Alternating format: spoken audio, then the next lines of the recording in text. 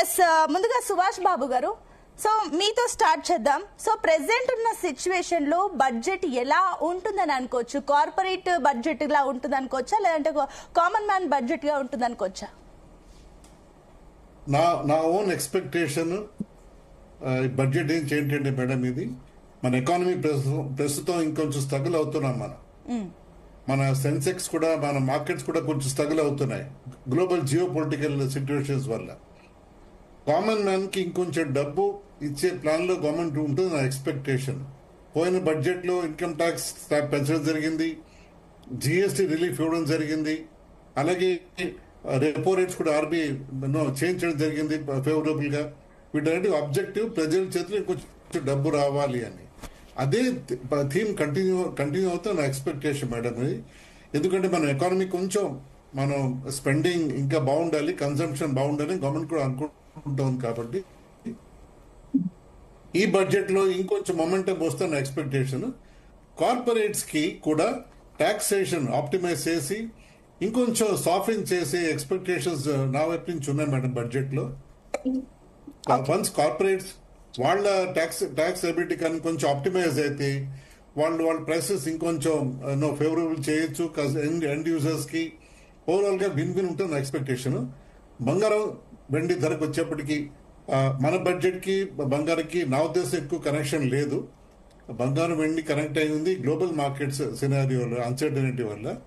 Anyway వెండి volatile metal, అది.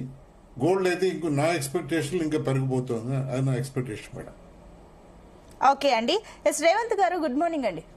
Good morning. So ఇప్పుడు మీరేమనుకుంటున్నారు, ఇప్పుడు బడ్జెట్ రోజు మార్కెట్ సిచ్యువేషన్ ఏ రకంగా ఉంటుంది? అండ్ ఇంకొన్ని వినిపిస్తున్నాయి, అసలు బడ్జెట్ రోజు స్టాక్స్ పూర్తిగా పడిపోతాయా, ఇలాంటి ఊహాగానాలు కూడా వినిపిస్తున్నాయి. కాబట్టి మీ అబ్జర్వేషన్స్ ఏంటి దీనిపైన?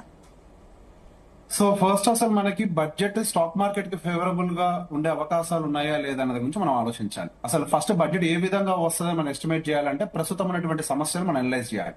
ప్రెసెంట్ భారతదేశం ఎదుర్కొంటున్నటువంటి సమస్య రూపీ బాగా బలహీనపడటం. డెఫినెట్ గా వాళ్ళకి ప్రతిపక్షాల దగ్గర నుంచి కానీ లేకపోతే ప్రజల దగ్గర నుంచి కానీ ఈ అంశం మీద చాలా ప్రెషర్ ప్రభుత్వం మీద ఉంటుంది. సో ఫైనాన్స్ మినిస్టర్ కొద్దిగా ఈ రూపీని స్ట్రెంథన్ చేసేందుకు కొంత కసరత్తు చేస్తారని నా బలమైన నమ్మకం. ఇప్పుడు గనక సెంట్రల్ గవర్నమెంట్ ఇంటర్ఫియర్ కాకపోతే రూపీ మరింత బలహీనత పడుతుంది. అది డెఫినెట్ గా గవర్నమెంట్ మీద ఒక రిమార్క్ కింద మిగిలిపోతుంది. సో దాన్ని స్టేబుల్ చేసే ప్రయత్నంలో మేబీ కొంతవరకు ఏమన్నా మనకి exports and imports related policies ని కొద్దిగా ఈజ్ చేయటము, అదేవిధంగా ఏవైతే export related companies or sectors ఉంటాయో వాటికి కావాల్సినటువంటి బడ్జెట్స్ ని కొంత పెంచటము, పర్టికులర్ గా డిఫెన్స్. ఇప్పుడు మనం డిఫెన్స్ ను కూడా వేరు దేశాలకు ఎక్స్పోర్ట్స్ చేసే దాంట్లో మనం కూడా ఉన్నాం. సో డిఫెన్స్ బడ్జెట్ ని కూడా కొంతవరకు ఇంక్రీజ్ చేసి ఎక్స్పోర్ట్స్ ని కొద్దిగా పెంచే ప్రయత్నం చేసే అవకాశాలు కనపడుతున్నాయి. ఎట్ ద సేమ్ టైం మన చైనా +1 అనే ఒక కాన్సెప్ట్ ఏదైతే ఉందో ఆ +1 లో భారతదేశం ఎప్పుడు ఉంటుంది. సో ఈ భారతదేశంలో ఆ చైనా +1 అనే కాన్సెప్ట్ లో భారతదేశంలోకి కొద్దిగా ఫారెన్ డైరెక్ట్ ఇన్వెస్టర్స్ దగ్గర నుంచి ఫండ్స్ ఫ్లో వచ్చే విధంగా కొంత ఎక్సర్సైజ్ కూడా చేసే అవకాశాలు ఎక్కువగా కనపడుతున్నాయి. ఇప్పుడు భారతదేశంలో రాబోతున్నటువంటి బడ్జెట్ ప్రజలకి అనుకూలంగా కంటే కూడా కార్పొరేట్స్ కి అనుకూలంగా ఉండాల్సిన అవసరం కూడా ఉంది. గత సంవత్సరంలో వచ్చినటువంటి బడ్జెట్ కంప్లీట్ గా పీపుల్ ఫేవరబుల్ బడ్జెట్ గా కనిపించింది మనకి. ఆ పీపుల్ ఫేవరబుల్ బడ్జెట్ లో మనకు ఆల్రెడీ ఇన్కమ్ ట్యాక్స్ రిడక్షన్ చేశారు. అదే విధంగా మరికొన్ని మనకి ఇంట్రెస్ట్ రేట్స్ అవన్నీ కూడా కొద్దిగా ఈజీ చేసుకుంటూ వస్తున్నారు. హవెవర్ మనకి దానికి సంబంధించినటువంటి ఇంపాక్ట్ మరి కొన్ని రోజుల్లో సంవత్సరాల్లో అది డెఫినెట్ గా కనపడుతుంది. But at the same time corporate side నుంచి కూడా, అంటే మన ఇండియన్ కార్పొరేట్ సైడ్ నుంచి అవ్వచ్చు లేకపోతే ఫారెన్ డైరెక్ట్ ఇన్వెస్టర్ సైడ్ నుంచి కూడా కొన్ని ఏవైతే సమస్యలు ఉన్నాయో వాటిని కూడా కొద్దిగా పరిష్కరించాలి. At the same time last year మనకి ఆ long term capital gain taxes ని కొద్దిగా పెంచారు. డెఫినెట్ గా దానికి మార్కెట్ కొద్దిగా చాలానే డిసప్పాయింట్ అయింది. 10% నుంచి 12.5 చేశారు ఎల్టీసీజీని. Short term capital gain tax ని కూడా దాదాపుగా 15 నుంచి 20% తీసుకెళ్లారు. అదే విధంగా డెట్ బేస్ మ్యూచువల్ ఫండ్స్ కానీ వీటన్నిటికీ కూడా indexation benefit, even real estate కూడా ఇండెక్సేషన్ బెనిఫిట్ ని కూడా తీసేశారు. డెఫినెట్ గా కొంత మార్కెట్ డిసప్పాయింట్ అయింది. అదే పాయింట్ లో ఎఫ్ఐఎస్ ఫారెన్ ఇన్స్టిట్యూషనల్ ఇన్వెస్టర్స్ కూడా డిసప్పాయింట్ అయ్యి ఉంటారు. At the same time security transaction charges ని కూడా బాగా పెంచారు. సో ఈ సంవత్సరం సెక్యూరిటీ ట్రాన్సాక్షన్ ఛార్జెస్ ని కూడా కొద్దిగా తగ్గించి మేబీ మార్కెట్స్ ని కొద్దిగా పుష్ ఇచ్చే ప్రయత్నం చేస్తారు. ఇక్కడ ఏదో స్టాక్ మార్కెట్ కి పుష్ ఇచ్చే ప్రయత్నం కాకపోవచ్చు, కానీ ఎఫ్ఐఎస్ ఎఫ్డిఐస్ వాళ్ళ యొక్క డబ్బుల్ని వెనక్కి తీసుకువెళ్ళడం ఒక కన్సర్న్ గా మారింది.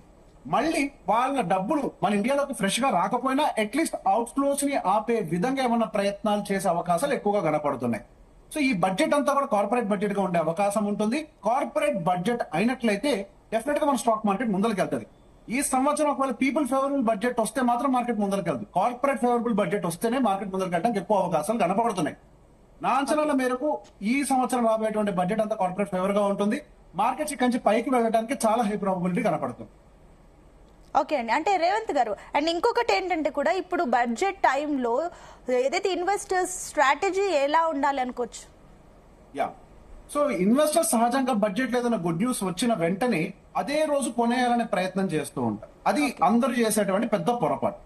ఫస్ట్ నిర్మలా సీతారామన్ గారు బడ్జెట్ ని అనౌన్స్ చేసి గంటన్నర సమయంలో కేవలం బుల్లెట్ పాయింట్స్ ని మాత్రమే చెప్తూ ఉంటారు. ఆ బుల్లెట్ పాయింట్స్ వెనకాల ఉండేటువంటి పూర్తి పారాగ్రాఫ్ అంటే మనం అర్థం చేసుకోకుండా డైరెక్ట్ గా అందరూ ఇన్వెస్ట్మెంట్స్ పెట్టడం, ఆ సెక్టార్స్ లో కానీ అట్లాంటి స్టాక్స్ లో కానీ ఇన్వెస్ట్మెంట్ పెట్టడం అనేది వైస్ డెసిషన్ కాదు. బడ్జెట్ డే రోజు కేవలం ఎమోషన్స్ మాత్రమే మార్కెట్ ని డ్రైవ్ చేస్తాయి. అందులో మనకి ఎటువంటి రియాలిటీ ఉండదు. దాని యొక్క రియాలిటీ మనకు అర్థం కావాలి అని అంటే మనకి బడ్జెట్ కి సంబంధించినటువంటి ఫైన్ ప్రింట్ ఈవినింగ్ కి రిలీజ్ అవుతుంది. ఆ ఫైన్ ప్రింట్ డేటా వచ్చిన తర్వాత దాన్ని చదివి అర్థం చేసుకున్న తర్వాత రియాక్షన్ ఇవ్వాలి. మార్కెట్ ఎప్పుడైనా డే ఆఫ్ బడ్జెట్ రోజు ఎమోషన్స్ తో రియాక్ట్ అవుతుంది. ఆ తర్వాత ఫైన్ ప్రింట్ వచ్చాక దాన్ని అర్థం చేసుకుంటది, డైజెస్ట్ చేసుకుంటది, దానికి రియాక్షన్స్ ఇస్తుంది. ఇదంతా ఒక ప్రక్రియ. సో సహజంగా చాలా మంది ఇన్వెస్టర్స్ బడ్జెట్ ఏదైనా రాగానే ఏదో మిస్ అయిపోతాం, ఇక్కడ వాళ్ళకి ఫియర్ ఆఫ్ మిస్సింగ్ ఆపర్చునిటీ అని ఒక ఫీలింగ్ వస్తుంది. లేదా ఒకవేళ మార్కెట్ కింద పడుతున్నా గానీ ఏదో అయిపోతుంది అని భయంతో కూడా ఉంటారు. సహజంగా బడ్జెట్ డే రోజు ట్రేడర్స్ ఎవరైతే ఉంటారో వాళ్ళు నష్టపోకుండా ఉండేందుకు ఆదివారం అయినప్పటికీ మనకి మార్కెట్స్ ఓపెన్ లో ఉంటాయి. అంతేకాని వెంటనే అందరూ కొనేయాలనే ఉద్దేశం కాదు. బడ్జెట్ డే హాలిడే, ఆ హాలిడే రోజు గనక మార్కెట్స్ క్లోజ్ ఉంటే, బడ్జెట్ లో ఏమైనా పెద్ద పెద్ద అనౌన్స్మెంట్లు వస్తే ఆ తర్వాత రోజు వచ్చేటువంటి గ్యాప్ అప్లు గ్యాప్ డౌన్ల వల్ల ట్రేడర్స్ విపరీతంగా నష్టపోతున్న ఉద్దేశంతో ఆ రోజు ట్రేడింగ్ అవైలబుల్ పెడతారు. అదే mutual fund investors point of view లో మనం గమనిస్తే మ్యూచువల్ ఫండ్ ఇన్వెస్టర్స్ యొక్క డబ్బులు మీరు ఆదివారం పెట్టుబడి పెట్టినా ఆదివారం క్లోజింగ్ ప్రైస్ కి వెళ్ళదు, అది సోమవారం క్లోజింగ్ ప్రైస్ కి వెళ్తది. కాబట్టి ఇది ఇన్వెస్టర్స్ కోసం కాదు, ట్రేడర్స్ వారి యొక్క పొజిషన్స్ ని అడ్జస్ట్ చేసుకోవడం కోసం మాత్రమే. సాధ్యమైనంత వరకు ఆ రోజు మన మార్కెట్ ని కేవలం గమనించాలి. ఏ ప్రొఫెషనల్ ట్రేడర్ గానీ లేకపోతే ఫారెన్ ఇన్స్టిట్యూషనల్ ఇన్వెస్టర్స్ గానీ డొమెస్టిక్ ఇన్స్టిట్యూషనల్ ఇన్వెస్టర్స్ గానీ బడ్జెట్ డే రోజు ట్రేడింగ్లు గానీ ఇన్వెస్ట్మెంట్లు గానీ చేయరు. వాళ్ళు కేవలం మార్కెట్ ని గమనించుకుంటూ అవసరమైతే పొజిషన్స్ కి హెడ్జింగ్ మాత్రమే క్రియేట్ చేస్తారు, అంటే కాపాడుకునే ప్రయత్నాలు చేస్తారు. కానీ లాభాలు సంపాదించే ప్రయత్నాలు ఆ రోజు చెయ్యరు. అట్లా చేసిన వాళ్ళు సహజంగా నష్టపోవడానికి అవకాశాలు ఎక్కువగా ఉంటాయి. ఓకే అండి, will come back to you. S Satyanarayana garu, good morning అండి. Good morning. సో ఇప్పుడు రానున్న రోజుల్లో